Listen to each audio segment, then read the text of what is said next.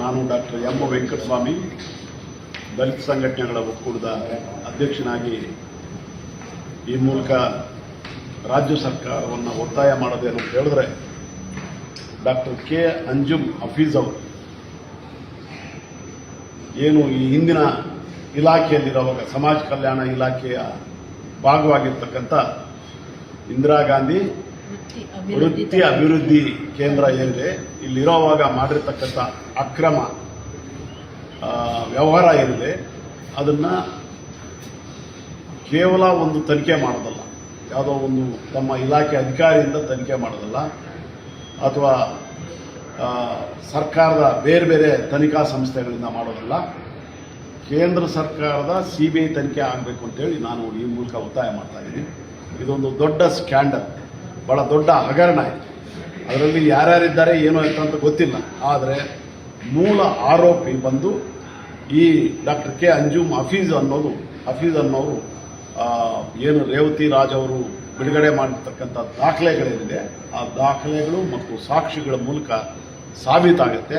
ಅದಕ್ಕಾಗಿ ಆಕೆ ಒಂದು ಪ್ರಭಾವಿತ ಅಧಿಕಾರಿ, ಬೇರೆ ಬೇರೆ ರಾಜ್ಯಗಳಲ್ಲಿ ಆಕೆಗೆ ಸಂಬಂಧಪಟ್ಟಂಥ IAS IPS ಅಧಿಕಾರಿಗಳಿದ್ದಾರೆ. ಕರ್ನಾಟಕದಲ್ಲೂ ಆಕೆಯನ್ನು ರಕ್ಷಣೆ ಮಾಡ್ತಕ್ಕಂಥ ಸರ್ಕಾರದ ಅಧಿಕಾರಿಗಳಿದ್ದಾರೆ. ಈ ಕಾರಣಕ್ಕಾಗಿ ಈಕೆನ ತನಿಖೆಗೆ ಒಳಪಡಿಸೋಕೆ ಮೊದಲು ಸೇವೆಯಿಂದ ಅಮಾನತುಗೊಳಿಸಬೇಕು, ನಂತರ ತನಿಖೆಗೆ ಒಳಪಡಿಸಬೇಕು.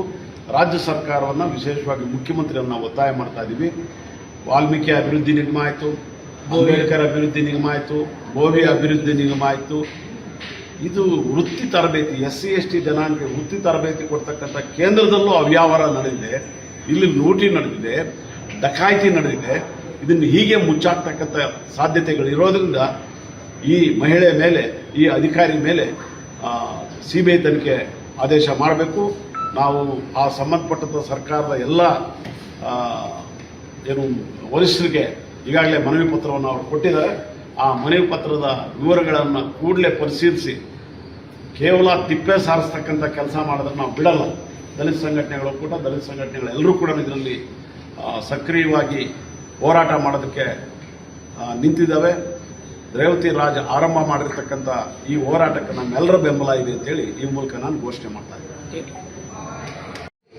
ಪ್ರೀತಿ ವರದಿಗಾರರೇ, ನನ್ನ ಈ ವೇದಿಕೆ ಮೇಲೆ ಇರ್ತಕ್ಕಂತಹ ಎಲ್ಲ ನನ್ನ ಹೋರಾಟದ ಒಡನಾಡಿ ಬಂಧುಗಳೇ, ಇವತ್ತು ಏನು ನಮ್ಮ ಭೀಮಪುತ್ರಿ ಬ್ರಿಗೇಡ್ ರಾಜ್ಯಾಧ್ಯಕ್ಷರಾದಂತಹ ರೇವತಿ ರಾಜರವರು ಅಧ್ಯಕ್ಷತೆಯಲ್ಲಿ ಇವತ್ತು ಏನು ಅಂಜುಮ್ ಹಫೀಜ ಅಂತಕ್ಕಂಥ ಒಬ್ಬ KS ಆಫೀಸರು ಕೇವಲ 1.5-2 ವರ್ಷಗಳಲ್ಲಿ ಅಕ್ರಮವಾಗಿ ಹಣ ಮಾಡಿರ್ತಕ್ಕಂಥದ್ದು, ಇಲ್ಲಿಗಲ್ ಆಕ್ಟಿವಿಟೀಸ್ ಮಾಡಿರ್ತಕ್ಕಂಥದ್ದು, ಎಲ್ಲ ಪತ್ರಿಕೆ ಮಾಧ್ಯಮದಲ್ಲಿ ಅಂದ್ರೆ ಈಗ ಪತ್ರಿಕೆ ಪ್ರಕಟವಾಗಿರ್ತಕ್ಕಂಥ ನೋಟಲ್ಲಿ ಎಲ್ಲವೂ ಕೂಡ ಸತ್ಯತೆಗಳು ಕಾಣಿಸ್ತಾ ಇದ್ದಾವೆ.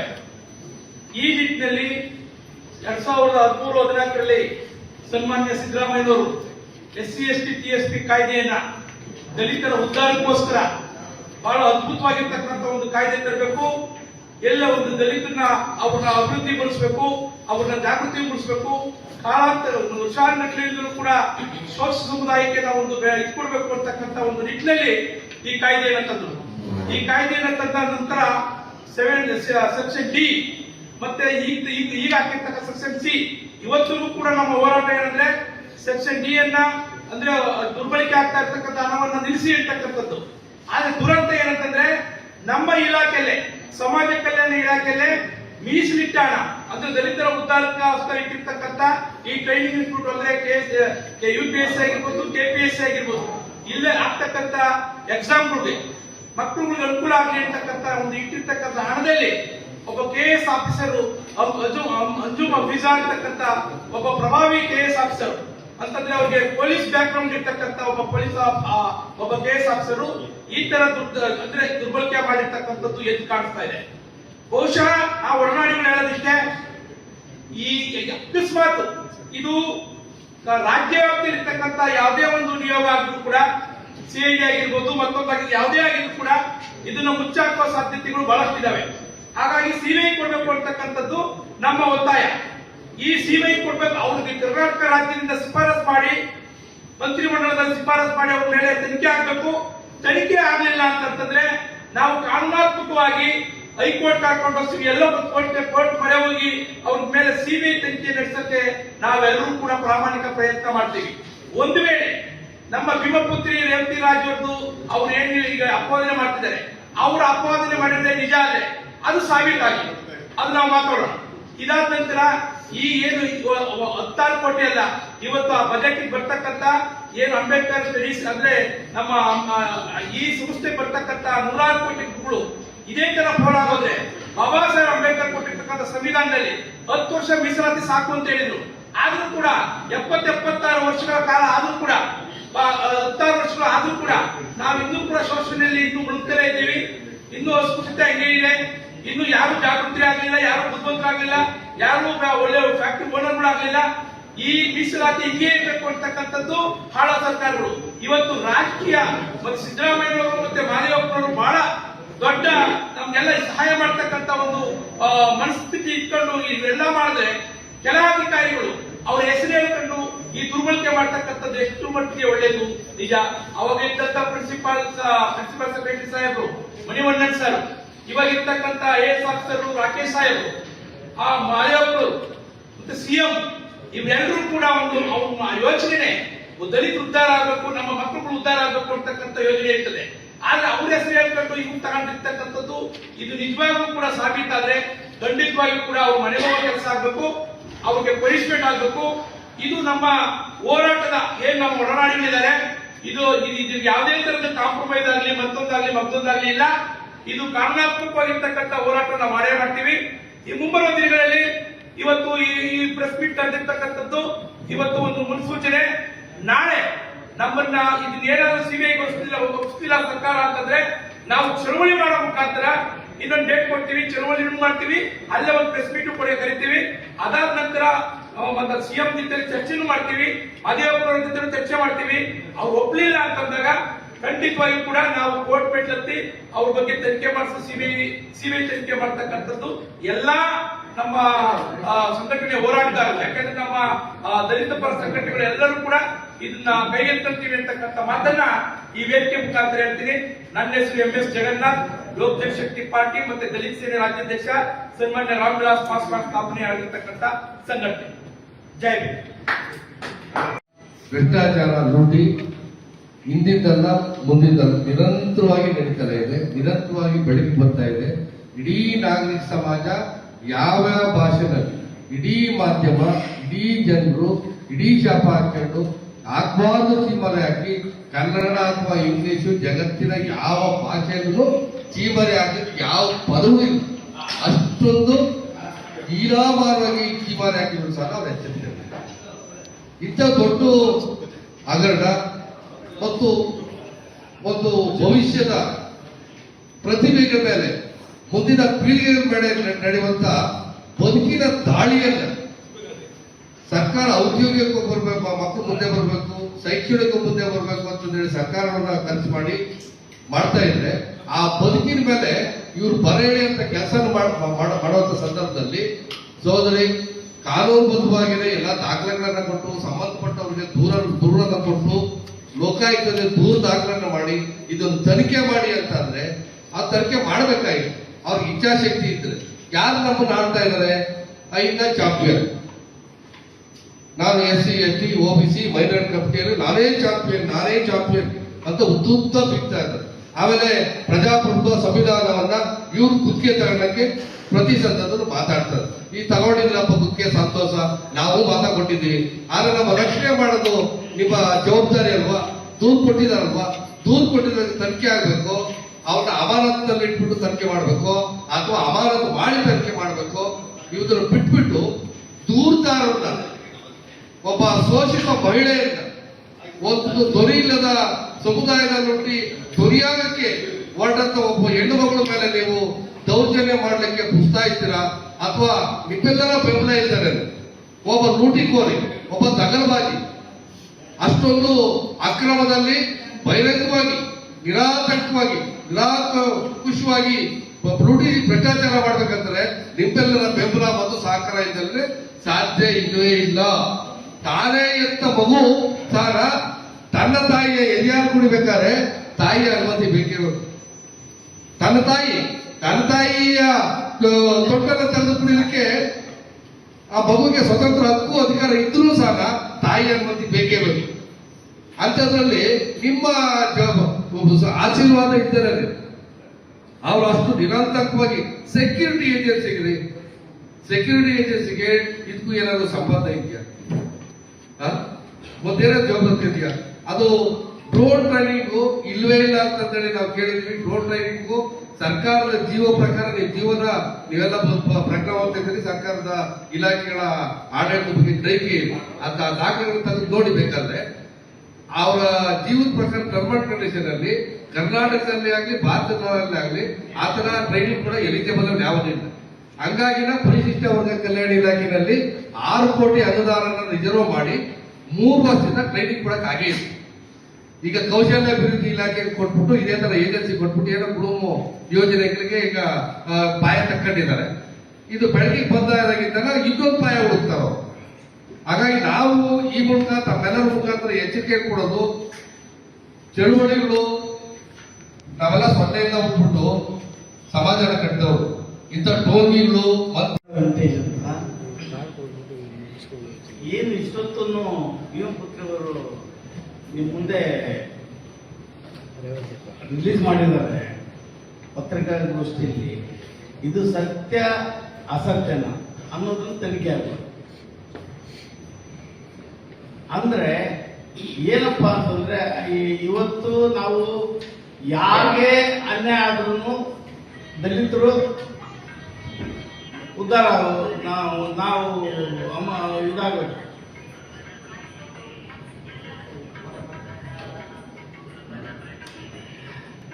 ಯಾರೇ ಅನ್ಯಾಯ ಆಗಲಿ ನಾವೇ, ಮುಸ್ಲಿಮ್ಸ್ಗೂ ಅನ್ಯಾಯ ಆದ್ರೂ ನಾವೇ ಕೊಡ್ಬೇಕು, ಕ್ರಿಶ್ಚಿಯನ್ಸ್ಗೆ ಅನ್ಯಾಯ ಆದ್ರೂ ನಾವೇ ಕೊಡ್ಬೇಕು, ಈ ಕಡೆ ಗೌಡ್ರಿಗೆ ಅನ್ಯಾಯ ಆದ್ರೂ ನಾವೇ ಕೊಡ್ಬೇಕು. ಅದರಿಂದ ದಯಮಾಡಿ ಇದನ್ನ ಕೂಲಂಕುಷವಾಗಿ ತನಿಖೆ ಆಗಬೇಕು. ನಮ್ಮ ಜಗನ್ನಾಥ್ ಅವರು ಹೇಳ್ದಂಗೆ ನಾವು ಕೋರ್ಟ್ಗೂ ಹೋಗುವಂತ ಪರಿಸ್ಥಿತಿ ಈ ಸರ್ಕಾರ, ಯಾಕಂದ್ರೆ ಈ ಸರ್ಕಾರ ಆ ಸರ್ಕಾರ ಸರಿ ಅಂತ ಈ ಸರ್ಕಾರ ತಂದ್ರು, ಈ ಸರ್ಕಾರನೂ ಅದೇ 40% 50%. ಏನ್ರಿ ಧಾನ್ಯ ಪತ್ರಿಕೆಯವರು ಮೀಡಿಯಾದವರು ಇವ್ರನ್ನ ಬುದ್ಧಿ ಕಲಿಸಿಲ್ಲ ಅಂತಂದ್ರೆ ನಾವ್ ಹೆಂಗಪ್ಪ ಬದುಕೋದು ಅಂತ ಹೇಳ್ತಾ ನನ್ನ ಮಾತು ಮುಗಿಸ್ತೀನಿ. ನಮಸ್ಕಾರ. SC, SP, TSP ಅಂದ್ರೆ ಶೆಡ್ಯೂಲ್ ಕಾಸ್ಟ್ ಸಬ್ ಪ್ಲಾನ್, ಟ್ರೈಬಲ್ ಸಬ್ ಪ್ಲಾನ್. ಅದರ ಅಡಿಯಲ್ಲಿ ವಿವಿಧ ಇಲಾಖೆಗಳಿಗೆ ಯಾವ ರೀತಿಯಲ್ಲಿ ಈ ಸಮಾಜದಲ್ಲಿರೋ ಮಕ್ಕಳಿಗೆ, ಯಂಗ್ಸ್ಟರ್ಸ್ಗೆ ಅದನ್ನ ಉಪಯೋಗ ಮಾಡಬೇಕಂತ ಹಣವನ್ನು ಮೀಸಲಿಡ್ತಾರೆ. ಅದರಲ್ಲಿ ಇಷ್ಟು ದೊಡ್ಡ ಮಟ್ಟದಲ್ಲಿ 100 ಕೋಟಿ ಅನ್ನೋದು ಒಬ್ಬರು ಮಾತ್ರ ಹಗರಣ ಮಾಡಿದ್ದಾರೆ. ಅದು ಯಾವುದು Indira Gandhi centre for career development, IGCCD ಅಂತೇಳಿ. ಈಗ ಮೊನ್ನೆ ತಾನೇ ವಾಲ್ಮೀಕಿ ಹಗರಣದಲ್ಲಿ 100 ಕೋಟಿ ಚಿಲ್ಲರೆ ಆಗಿ ಅಂತೇಳಿ ಅದರಲ್ಲಿ ಒಬ್ರು ಮಿನಿಸ್ಟ್ರಿ ಅರೆಸ್ಟ್ ಆಗಿದ್ರು, ED ಇನ್ವಾಲ್ವ್ ಆಗಿತ್ತು. ಮತ್ತೆ ಬೋವಿ ಅಭಿವೃದ್ಧಿ ನಿಗಮ 83 ಕೋಟಿ. ಸೊ ಇದರಲ್ಲಿ ಬರೀ ಒಂದೇ ಒಂದು ಪ್ರಾಜೆಕ್ಟ್, ಇದು ಸಣ್ಣದಾಗಿ ಒಂದು ಪ್ರಾಜೆಕ್ಟ್, ಅದರಲ್ಲಿ 100 ಕೋಟಿ ಹಗರಣ ಆಗಿದೆ ಅಂದ್ರೆ ಇದನ್ನು ನಮ್ಮ ದಲಿತ ಸಂಘಟನೆ ಒಕ್ಕೂಟ ವತಿಯಿಂದ ಮತ್ತೆ ಭೀಮಪುತ್ರಿ ಬ್ರಿಗೇಡ್ ನಮ್ಮ ರೇವತಿ ರಾಜ್ ಸಿಸ್ಟರ್ ಅವ್ರು ಇಷ್ಟು ಒಳ್ಳೆ ಹೋರಾಟಗಾರರು. ಈ ಕೇಸ್ ಹಾಕೋದು ಇದೆಲ್ಲ ಏನಂದ್ರೆ, ನೀವು ಯಾವತ್ತು ಹೋರಾಟವನ್ನು ಕೈಯಲ್ಲಿ ಎತ್ಕೋತೀರೋ ಯಾರು ನಮಗೆ ಒಳ್ಳೆ ರೀತಿಯಲ್ಲಿ ಕೇಸ್ ಹಾಕಲ್ಲ, ಎಲ್ಲ ಕ್ರಿಮಿನಲ್ ಕೇಸ್ ಹುಡುಗಿ ಹಾಕ್ತಾರೆ. ಅದಕ್ಕೆ ಹೋರಾಟಗಾರ ಯಾವತ್ತು ಹಿಂದೆ ನಾವು ಏನ್ ಹೇಳ್ತಾರೆ ಬೆನ್ ತೋರಿಸೋ ಇದೇ ಇಲ್ಲ, ಪ್ರಶ್ನೆ ಇಲ್ಲ. ಅವರಿಗೆ ಫಸ್ಟ್ ಸರ್ಕಾರ ಈ ಕೂಡಲೇ ನಾವು ಎಲ್ಲರೂ ಡಿಸೈಡ್ ಮಾಡಿ DG ಸಾಹೇಬರಿಗೆ ನಾವು ಒಂದು ಮೆಮೊರಾಂಡಮ್ ಕೊಡ್ತೀವಿ. ಏನಂತ, ರೇವತಿ ರಾಜ್ ಅವರಿಗೆ ಈ ಕೂಡಲೇ ಅವರಿಗೆ ರಕ್ಷಣೆಯನ್ನು ಒದಗಿಸಬೇಕು. ಏನಾದ್ರೂ ಅವರಿಗೆ ಹೆಚ್ಚು ಕಮ್ಮಿ ಆದ್ರೆ ಇಲ್ಲಿ ಯಾರ ಹೆಸರು ಕೊಟ್ಟಿದ್ದಾರೆ, ಡಾಕ್ಟರ್ ಅಂಜುಮ್ ಹಫೀಜು, ಇನ್ನೂ ಇತರರು ಯಾರೋ ಯಾದವ್ ಅಂತೇಳಿ, ಸೊ ಇವರ ವಿರುದ್ಧ ಇಮಿಡಿಯೇಟ್ ಆಕ್ಷನ್ ತಗೋಬೇಕು.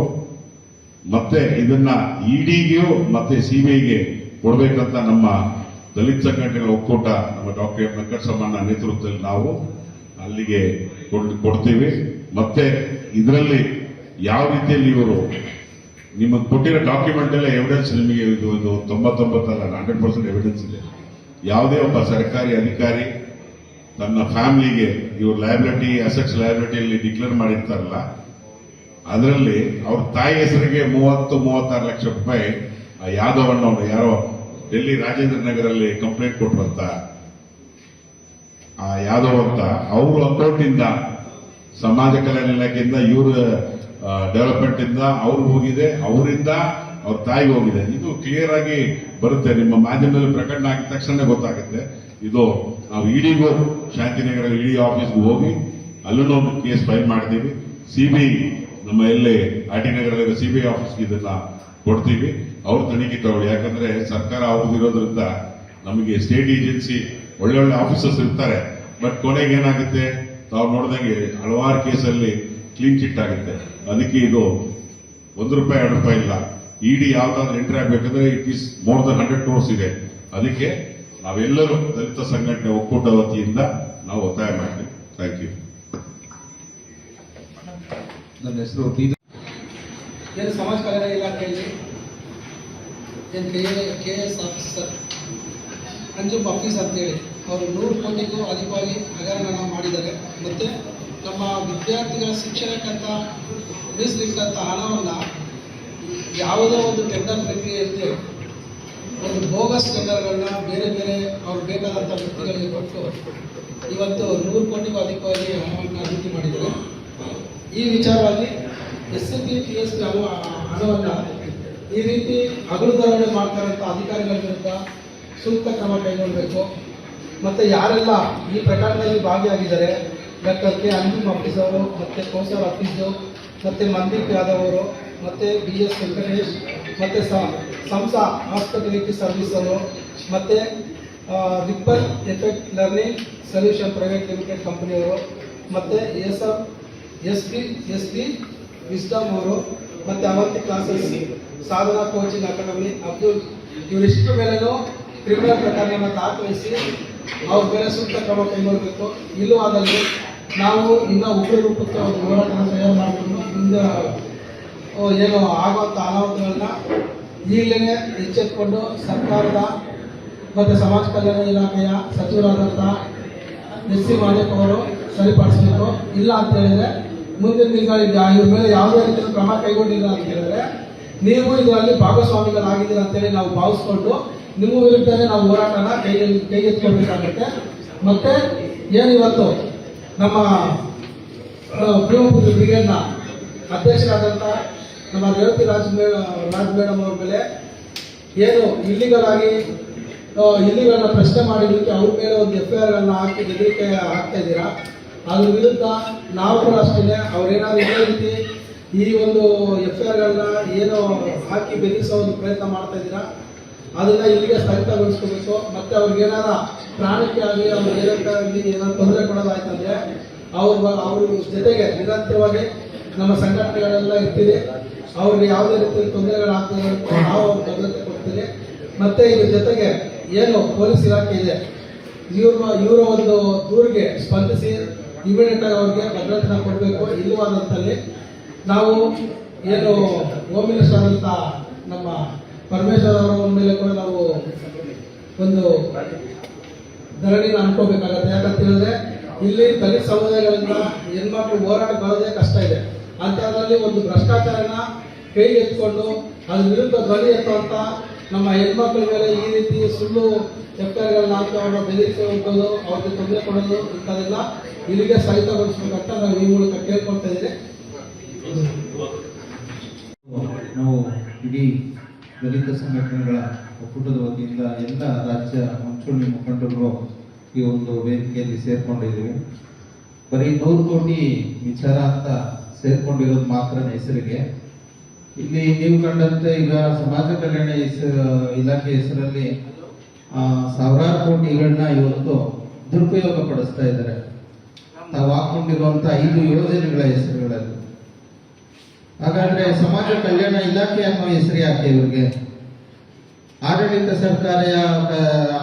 ಸರ್ಕಾರದ ಕಲ್ಯಾಣ ಇಲಾಖೆ ಅಂತಾನೆ ಇಟ್ಕೊಳ್ಳೋದು ಬಹಳ ಒಳಿತು ಅನ್ಸುತ್ತೆ ನನ್ನ ಪ್ರಕಾರ.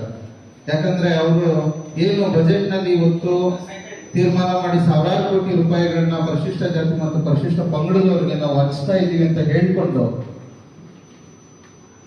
ಸರ್ಕಾರದಿಂದ ಬರುವಂತ ಎಲ್ಲಾ ಹಣವನ್ನ ಇವತ್ತು ತನ್ನಲ್ಲಿರುವಂತ ಏನು ಭ್ರಷ್ಟ ಅಧಿಕಾರಿಗಳು, ಭ್ರಷ್ಟ ರಾಜಕಾರಣಿಗಳು ಇವರ ಹೊಟ್ಟೆಗೆ ಹೋಗುವಂತದ್ದಾದ್ರೆ ಇಲ್ಲಿ ಬಡಬಗ್ಗರು ಜೀವನ ಯಾವ ತರ ನಡಿಬೇಕು, ಯಾರನ್ನ ಪ್ರಶ್ನೆ ಮಾಡಬೇಕು ಅನ್ನೋದು ಇಲ್ಲಿ ಪರಿಸ್ಥಿತಿ ಅರ್ಥ ಆಗದೆ ಅಂತ ಒಂದು ಪರಿಸ್ಥಿತಿ ಆಗ್ಬಿಟ್ಟಿದೆ. ಯಾಕೆಂದ್ರೆ ಇವತ್ತು ಬರೀ ಒಬ್ಬ KS ಅಧಿಕಾರಿ 100 ಕೋಟಿ ರೂಪಾಯಿಗಳನ್ನ ವಂಚನೆ ಮಾಡ್ತಾರೆ ಅಂದ್ರೆ ಇನ್ನು ಅವ್ರಿಗೆ ಮೇಲ್ಪಟ್ಟಿರುವಂತ ಬೇರೆ ಬೇರೆ ಅಧಿಕಾರಿಗಳನ್ನ ಕೂಡ ಸಂಪೂರ್ಣವಾಗಿ ತನಿಖೆ ಮಾಡಿದಾಗ ಎಷ್ಟೆಷ್ಟು ಕೋಟಿಗಳು ಹಣ ಇಲ್ಲಿ ಲೂಟಿ ಆಗ್ತಾ ಇದೆ ಅನ್ನೋ ವಿಚಾರ ಬೆಳಕಿಗೆ ಬರುತ್ತೆ. ಯಾಕೆಂದ್ರೆ ಈಗ ರಾಜ್ಯ ಸರ್ಕಾರದ ವತಿಯಿಂದ ಏನು ಈ ರಾಜ್ಯ ಮಟ್ಟದಲ್ಲಿ ನಾವು ಅದನ್ನ ತನಿಖೆ ಮಾಡೋಕೆ ಬಿಟ್ಟಿದ್ರೆ ಖಂಡಿತ ಇದು ಯಾವುದು ಹೊರಗಡೆ ಬರಲ್ಲ. ಆ ಒಂದು ಕಾರಣಕ್ಕಾಗಿ ನಾವುಗಳೆಲ್ಲ ತೀರ್ಮಾನ ಮಾಡಿ ಇದನ್ನ CBIಗೆ ಒಪ್ಪಿಸಬೇಕು, ಸರಿಯಾದ ತನಿಖೆ ಆಗಬೇಕು, ಪ್ರತಿಯೊಂದು ರೂಪದಲ್ಲಿ ಇದು ಸರಿಯಾದ ರೀತಿ ತನಿಖೆ ಆಗಿ ಏನು ನಮ್ಮ ಮಹಿಳಾ ಹೋರಾಟಗಾರ್ತಿ ಭೀಮಪುತ್ರಿ ಬ್ರಿಗೇಡ್ನ ಸಂಸ್ಥಾಪಕ ರಾಜ್ಯಾಧ್ಯಕ್ಷರಾದ ನಮ್ಮ ರೇವತಿರಾಜ್ ಅವರ ಮೇಲೆ ಆಗಿರುವಂತ ಮೊಕದ್ದಮೆಗಳನ್ನ ಈ ಕೂಡಲೇ ಅದು ಕಾನೂನುಬದ್ಧವಾಗಿ ಅದನ್ನ ಏನು ವಾಶ್ ಮಾಡುವಂತ ಕೆಲಸ ಆಗಬೇಕು. ಮತ್ತೆ ಏನು ಹಗರಣ ಮಾಡಿರುವಂತ ಈ ಮಹಿಳೆ ಮೇಲೆ ಕೂಡಲೇ ಜಾಗೃತರಾಗಿ ಅವರು ಮಹಿಳೆ ಈಗೇನು ನಾವು ಡಾಕ್ಯುಮೆಂಟ್ಸ್ ಕೊಟ್ಟಿದೀವಿ, ಡಾಕ್ಯುಮೆಂಟ್ಸ್ ಮುಖಾಂತರ ಹಾಗೆ ಯಾವ ಬೇಕಾದ್ರೂ ಡಾಕ್ಯುಮೆಂಟ್ಸ್ ನ ಅದನ್ನ ಬೇರೆ ರೀತಿ ಅದನ್ನ ದುರುಪಯೋಗ ಪಡಿಸ್ಕೊಂಡು ಅವರು ಅದನ್ನ ಡಿಲೀಟ್ ಮಾಡುವಂತ ಕೆಲಸಗಳು ಖಂಡಿತ ಆಗೇ ಆಗುತ್ತವೆ. ಆದಷ್ಟು ಬೇಗ ಆಕೆ ಮೇಲೆ ಒಂದು ಮೊಕದ್ದಮೆ ದಾಖಲಾಗಬೇಕು ಅನ್ನೋ ಮತ್ತೆ ನಮ್ಮ ಒಂದು ಕುಟುಂಬದ ಮುಖಾಂತರ ಆಕೆಯನ್ನ ಅಮಾನತುಪಡಿಸಿ ಆಕೆಯ ಮೇಲೆ ಒಂದು ದೂರನ್ನ ನಾವು ಮತ್ತೆ ಇದು ಮಾಡ್ತಾ ಇದೀವಿ. ಅದರಿಂದ ಈ ಒಂದು ಕಾರ್ಯಕ್ರಮಕ್ಕೆ ಆಗಮಿಸಿರುವಂತ ಎಲ್ಲರಿಗೂ ನಾನು ವಂದಿಸಿ ಒಂದು ಮುಂದಿನ ನಮ್ಮ ಗಯನ್ ಬಾಲಕೃಷ್ಣ ಅವರು ಒಂದೆರಡು ಮಾತುಗಳನ್ನ ಆಡಬೇಕಂತ. ಇದು ಈ ತರದ ಹಗರಣಗಳು ಸುಮಾರು ವರ್ಷಗಳಿಂದ ನಡ್ಕೊಂಡ್ ಬಂದಿದೆ. ನಾವು ಏನೀಗ ನಾವಿದ್ದೀವಿ ಭೀಮಪುತ್ರಿ ಸಿಸ್ಟರ್ ಇರ್ಬೋದು, ನಾವೆಲ್ಲ ರಾಜ್ಯ ನಾಯಕರುಗಳು ಹಿಂದೆ ಕೂಡ ಸಮಾಜ ಕಲ್ಯಾಣ ಇಲಾಖೆ ವಿರುದ್ಧ ನಾವು ಒಂದಷ್ಟು ಹಗರಣಗಳನ್ನ ಬಯಲಿಗೆ ಎಳೆದು ಪ್ರೆಸ್ ಮೀಟ್ ಕೂಡ ಮಾಡಿದ್ವಿ. ಸೊ ಇವತ್ತು ಏನು ನಾವೆಲ್ಲ ಇವತ್ತು ಸೇರಿದ್ದೀವಿ ನಮ್ಮ ಭೀಮಪುತ್ರಿ ಬ್ರಿಗೇಡ್ನ ಸಂಸ್ಥಾಪಕ ರಾಜ್ಯಾಧ್ಯಕ್ಷರಾದ ರೇವತಿರಾಜ್ ಸಿಸ್ಟರ್ ವಿರುದ್ಧವಾಗಿ ಏನೆಲ್ಲ ಷಡ್ಯಂತ್ರಗಳು ನಡೀತಾ ಇದೆ. ಯಾಕೆ ಕಾರಣ ಅವ್ರೇನಂದ್ರೆ ಇವರು ಮಾಡುವಂತ ಹಗರಣಗಳನ್ನ ಬಯಲೆಳೆದಿದ್ದೆ ತಪ್ಪಾಗೋಯ್ತಾ ಅಂತ ಮುಖ್ಯ ವಿಚಾರ. ನೋಡಿ, ಅವ್ರ ಮೇಲೆ ಈ ಸತ್ಯಕ್ಕೆ ದೂರವಾದ ದೂರುಗಳನ್ನ ಹಾಕಿ ಅವ್ರ ಮೇಲೆ ಪ್ರಕರಣಗಳನ್ನ ದಾಖಲು ಮಾಡಿದ್ದಾರೆ. ಅದು ಕಾಶ ಆಗುತ್ತೆ. ಕಾನೂನು ನಡೀಲಿ ಇವ್ರು ಮಾಡಿರೋಂಥ ದೂರುಗಳು ಯಾವುದು ನಿಲ್ಲಲ್ಲ ಕೂಡ. ಯಾಕಂದ್ರೆ ನಮ್ಮ ಹತ್ರ ಎಲ್ಲಾ ದಾಖಲೆಗಳಿದೆ. ಸೊ ಈ ಶೀಘ್ರದಲ್ಲೇ ಕೂಡ ನಾವು ಮೊನ್ನೆ ಉಚ್ಚ ನ್ಯಾಯಾಲಯದಲ್ಲಿ ಅವ್ರ ಮೇಲೆ ಮ್ಯಾಂಡಮಸ್ ಕೂಡ ಹಾಕ್ತೀವಿ ಈ ದಾಖಲೆಗಳನ್ನೆಲ್ಲ ಇಟ್ಕೊಂಡು. ಇದು ಇಲ್ಲಿಗೆ ನಿಲ್ಲಲ್ಲ ಈ ಹೋರಾಟ. ನಾವೆಲ್ಲರೂ ಕೂಡ ಸತ್ಯದ ಪರವಾಗಿ, ದಲಿತರ ಪರವಾಗಿ ಏನ್ ನಮ್ಮ SCP TSP ಹಣ ಇದೆ, ನಾವೆಲ್ಲ ಇದನ್ನ ನಮ್ಮ ಬೆವರು ಕೂಡ ಇದೆ. ನಾವೆಲ್ಲ ಕಟ್ಟಿರೋಂಥ ಟ್ಯಾಕ್ಸ್ ಅಮೌಂಟ್ ನ ಇವರು ಮಿಸ್ಯೂಸ್ ಮಾಡ್ತಾ ಇದ್ದಾರೆ. ನಮ್ಮ ಟ್ಯಾಕ್ಸ್ ಅಮೌಂಟ್ ನ ದಲಿತರ ಪರವಾಗಿ ಉಪಯೋಗಿಸಬೇಕಾಗಿರೋಂಥ ಹಣಗಳನ್ನ ಇವ್ರ ಅಧಿಕಾರಿಗಳು ಫ್ಯಾಮಿಲಿಗಳು ಉದ್ಧಾರ ಮಾಡೋದಕ್ಕೆ, ಇವ್ರುಗಳು ಆಡಂಬರ ಮಾಡ್ಕೊಳ್ಳೋದಕ್ಕೆ ಉಪಯೋಗ ಮಾಡ್ಕೊಳ್ಳೋದಕ್ಕೆ ನಮ್ಮ ಹಣನೇ ಬೇಕಾಗಿತ್ತ. ಸೊ ಇದು ಈ ಕೂಡಲೇ ನಾವೆಲ್ಲರೂ ಕೂಡ ಇದು ಇಲ್ಲಿಗೆ ನಿಲ್ಲಲ್ಲ. ಏನ್ ನಾವು ಈ ಪತ್ರಿಕಾಗೋಷ್ಠಿ ಮಾಡ್ತಾ ಇದೀವಿ, ಎಚ್ಚರಿಕೆ ಕೂಡ ಇದೆ. ಮುಂದಿನ ದಿನಗಳಲ್ಲಿ ಇನ್ನೂ ದೊಡ್ಡ ಹೋರಾಟ ನಡೆಯುತ್ತೆ. ಇದು ಈ 100 ಕೋಟಿ ಅಲ್ಲ, ಇನ್ನು ಮುಂದೆ ಇವ್ರು ಏನೇನ್ ಮಾಡವ್ರೆ ಹಿಂದೆ ಈ ಹಗರಣಗಳನ್ನ ಬಯಲಿಗೆ ಅಂತ ಕೆಲಸಗಳನ್ನ ನಾವೆಲ್ಲರೂ ಒಟ್ಟಾಗಿ ಮಾಡ್ತೀವಿ ಕೂಡ. ಸೊ ನಮ್ಮ ಭೀಮಪುತ್ರಿ ಬ್ರಿಗೇಡ್ ಏನ್ ನಮ್ಮ ರೇವತಿ ಸಿಸ್ಟರ್ ಇದ್ದಾರೆ, ಅವ್ರ ಪರವಾಗಿ ನಾವೆಲ್ಲರೂ ಇದ್ದೀವಿ. ಅವ್ರು ಈ ಕೂಡಲೇ ಬಂದೋಬಸ್ತ ಕೊಡಬೇಕು ಅಂತೇಳಿ ಸರ್ಕಾರಕ್ಕೆ ಮನವಿ ಕೂಡ ಕೊಡ್ತೀವಿ. ಮತ್ತೆ ಲೋಕಲ್ ಸ್ಟೇಷನ್ ಕೂಡ ನಾವು ಈ ಕೂಡಲೇ ನಾವು ನೀಡ್ತಾ ಮುಂದೆ ಅವ್ರಿಗೆ ಯಾವುದೇ ರೀತಿ ತೊಂದರೆ ಆಗದೆ ಇದ್ದಂಗೆ ನೋಡ್ಕೊಳ್ಳೋ ಜವಾಬ್ದಾರಿ ನಾವೆಲ್ಲರೂ ಇದ್ದೀವಿ. ನೀವೆಲ್ಲಾ ಹೋರಾಟದ ಪರವಾಗಿ ನಾವು ಜೊತೆ ನಿಲ್ತೀವಿ. ಸೊ ಇದು ಬರೀ ನಿಮ್ಮೊಬ್ಬರ ಸಮಸ್ಯೆ ಅಲ್ಲ, ಇದು ನಮ್ಮ ಕರ್ನಾಟಕದ ಸಮಸ್ಯೆ. ಎಲ್ಲ SCP TSP ಹಣ ಏನಿದೆ ಪ್ರತಿಯೊಬ್ಬರಿಗೂ ಸಲ್ಬೇಕಾಗಿರುವಂತ ಹಣನ ಇವರು ದುರುಪಯೋಗ ಮಾಡ್ಕೊಳ್ತಾ ಇದ್ದಾರೆ. ಇದ್ರ ವಿರುದ್ಧವಾಗಿ ನಾವೆಲ್ಲರೂ ಹೋರಾಟ ಮಾಡ್ತೀವಿ ಅಂತೇಳಿ ಈ ಪತ್ರಿಕಾಗೋಷ್ಠಿ ಮೂಲಕ ನಾವು ನಿಮ್ಮೆಲ್ಲರಿಗೂ ಎಚ್ಚರಿಕೆ ಕೊಡ್ತಾ ಇದ್ದೀವಿ. ಜೈ ಭೀಮ್. ಜಿಲ್ಲೆಯಿಂದ ಬಂದಿದ್ದೀನಿ ಮೇಡಮ್ ಅವರಿಗೆ ಸಹಕರಿಸಕ್ಕೋಸ್ಕರ. ಗಡಿಬಾಧಿತ ಹೋರಾಟ ಸಮಿತಿಯ ಸಂಸ್ಥಾಪಕ ಅಧ್ಯಕ್ಷ ಇದ್ದೀನಿ ನಾನು. ಇವತ್ತು ಏನು ಈ ವೇದಿ ಇಷ್ಟೊಂದು ಪತ್ರಿಕಾ ಮಾಧ್ಯಮದನ್ನೆಲ್ಲ ಕರೆದು ಮೇಡಮ್ ಏನು ಇವತ್ತು ಇಷ್ಟೊಂದು ಹೋರಾಟ ಮಾಡ್ತಾ ಇದ್ದಾರೆ, ತುಂಬಾ ಖುಷಿ ಪಡೋ ವಿಚಾರ. ಇವತ್ತು ಎಷ್ಟೋ ರಾಜ್ಯದ ಮಹಿಳೆಯರು ಹೊರಗೆ ಬರೋದೇ ಕಷ್ಟ.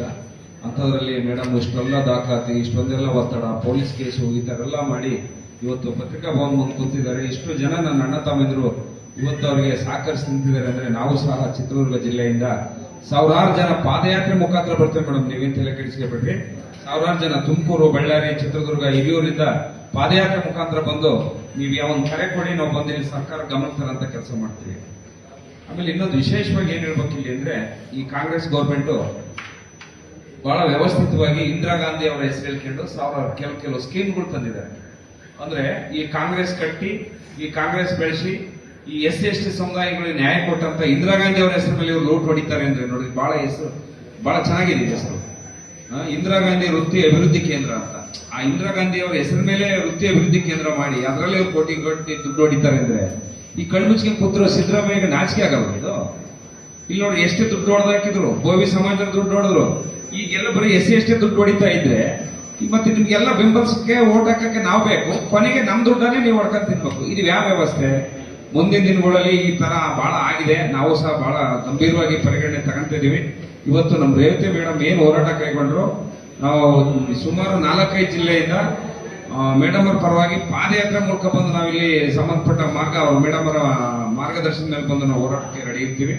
ಹಂಗೆ ನಾವು ಸಹ ಚಿತ್ರದುರ್ಗ ಜಿಲ್ಲೆಯಲ್ಲಿ ಮೇಡಮ್ ಅವರಿಗೆ ಯಾವುದೇ ರೀತಿ ತೊಂದರೆ ತಾಪತ್ರಗಳಾಗದಂಗೆ ಅಥವಾ ಜೀವ ಬೆದರಿಕೆಗಳು ಇರೋದ್ರಿಂದ ಚಿತ್ರದುರ್ಗ DC ಮುಖಾಂತರ ನಾವು ರಾಜ್ಯಪಾಲರು ಮತ್ತು ಮುಖ್ಯಮಂತ್ರಿಗೆ ಅವರಿಗೆ ಸೆಕ್ಯೂರಿಟಿ ಭದ್ರತೆ ಬೇಕು ಅಂತ ಹೇಳಿ ಮನವಿ ಕೊಟ್ಟು ಕೇಳ್ಕೊಂತೀವಿ ಅಂತ ಈ ಮೂಲಕ ಹೇಳಕ್ ಇಷ್ಟಪಡ್ತೀನಿ.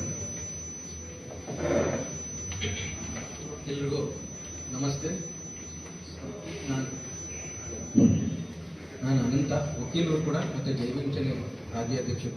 ಸೊ ಆದ್ದರಿಂದ ಈ ರಾಜ್ಯ ಸರ್ಕಾರ ಅವರಿಗೆ ರಕ್ಷಣೆ ಕೊಡಬೇಕು. ಮತ್ತೆ ಮುಂದೆ ಏನೇ ಆದ್ರೂ ಅವ್ರ ಮೇಲೆ ಅದಕ್ಕೆ ಕಾರಣಗೊಳಿಸಿರೋ ರಾಜ್ಯ ಸರ್ಕಾರ ಆಗಿರ್ಬೋದು ಅಥವಾ ಅಂಜುಮ್ ಹಫೀಜಾ ಮೇಡಮ್ ಮತ್ತು ಅವರ ತಂಡ ಕಾರಣ ಅಂತ ಈ ಮೂಲಕ ನಾನು ಹೇಳಿದ ನನ್ನ ಒಂದು ಪತ್ರಿಕಾಗೋಷ್ಠಿ ಒತ್ತಾಯ ಮಾಡ್ತೇನೆ. ನಮ್ಮ RPL ರಾಜ್ಯಾಧ್ಯಕ್ಷರಾದ ಸತೀಶ್ ಬ್ರದರ್ ಮಾತಾಡ್ತಾರೆ. ಎಲ್ಲರೂ ಕೂಡ ಈಗಾಗಲೇ ಎಲ್ಲರೂ ಕೂಡ ಸಂಕ್ಷಿಪ್ತವಾಗಿ ಮಾತಾಡಿದರೆ, ಸರ್ಕಾರ SCP TSP ಕಾಯ್ದೆ ಬಂದ ಮೇಲೆ ವರ್ಷಕ್ಕೆ ದಲಿತರಿಗೆ 30,000, 40,000, 50,000 ಮೀಸಲಿಟ್ಟಿವಿ ಅಂತ ಹೇಳ್ತಾರೆ. ಆ ಮೀಸಲಿಟ್ಟಂತ ಹಣವನ್ನ ಗ್ಯಾರಂಟಿ ಬಳಸ್ತಾರೆ. ಬಹುತೇಕ ಉಳಿದಂತ ಹಣವನ್ನ ಇಂಥ ಭ್ರಷ್ಟಾಚಾರ ಬಳಸ್ತಾರೆ. ಆದರೆ ದಲಿತರಿಗೆ ಸಾವಿರಾರು ಕೋಟಿ ಕೊಟ್ಟರು ಕೂಡ ಇವ್ರು ಉದ್ಧಾರ ಆಗಲ್ಲಪ್ಪ ಅಂತ. ಯಾಕಂತಂದ್ರೆ ಇವ್ರು ಕೊಟ್ಟಂತ ದುಡ್ಡು ಅಲ್ಲೇ ಮುಗಿದೋಗಿರುತ್ತೆ, ದಲಿತ ತಲುಪದೇ ಇಲ್ಲ. 1%, 2%. ಹಾಗಾಗಿ ಇವರು ಭ್ರಷ್ಟಾಚಾರ ಮಾಡಿದ್ದಲ್ಲದೆ ಇವತ್ತು ನಾವು ನೋಡಿ ಸೋಷಿಯಲ್ ವೆಲ್ಫೇರ್ ಆಫೀಸಲ್ಲಿ ತರಕಾರಿ ಒಂದು ಟೆಂಡರ್ ಇದೆ, ಅಡಿಗೆರು ಒಂದು ಟೆಂಡರ್ ಇದೆ, ಅಲ್ಲಿ ಸ್ವೀಪರ್ ಕೆಲಸ ಮಾಡೋ ಟೆಂಡರ್ ಮಾಡ್ತಾರೆ. ಆ ಟೆಂಡರ್ ಎಲ್ಲ ಮಾಡಿ ಸಿಗೋಷ್ಟು ಎಷ್ಟು ಸಿಗುತ್ತೆ ನಮ್ಗೆ ಎಲ್ಲರೂ ಕೂಡ ಗೊತ್ತಿದೆ.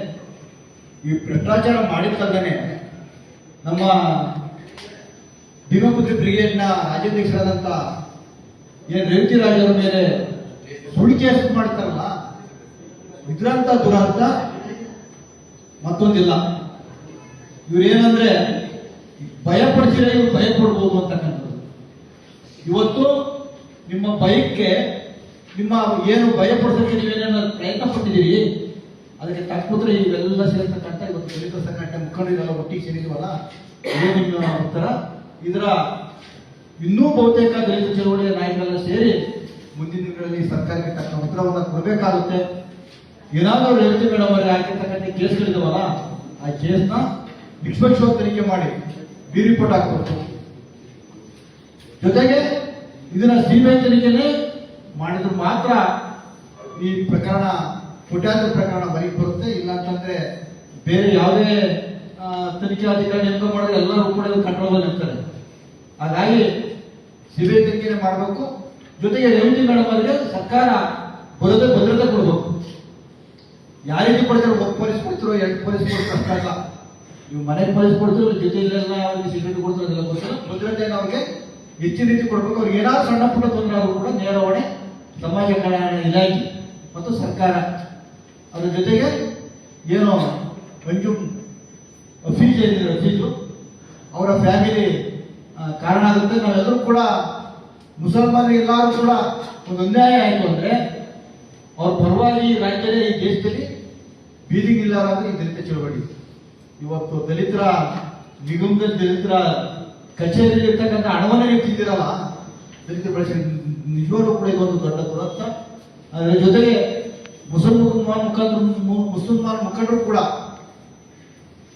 ನಮ್ಮ ರೇವತಿ ಮೇಡಮ್ ಅವರಿಗೆ ಬೆಂಬಲ ಕೊಡಬೇಕು, ನಮ್ಮ ಸಮುದಾಯದಲ್ಲಿ ಒಟ್ಟಿಗೆ ಸೇರಿ ಈ ಹೋರಾಟಕ್ಕೆ ಸಾಥ್ ಕೊಡಬೇಕು ಅಂತ ಈ ಸಂದರ್ಭದಲ್ಲಿ ಅವರನ್ನು ಕೂಡ ಮನವಿ ಮಾಡ್ಕೊಂಡು ತಾವೆಲ್ಲರೂ ಕೂಡ ಈ ಕಾರ್ಯಕ್ರಮ ಬಂದಿದ್ದೀರಿ. ನನಗೂ ಕೂಡ ಮಾತಾಡಲಿಕ್ಕೆ ಅವಕಾಶ ಕೊಟ್ಟಂತ ತಾವೆಲ್ಲರೂ ವಂದಿಸಿ ನಾನು ಮಾತನಾಡ್ತೀನಿ. ಜೈ ಭೀಮ್ ಜೈ ಭಾರತ್.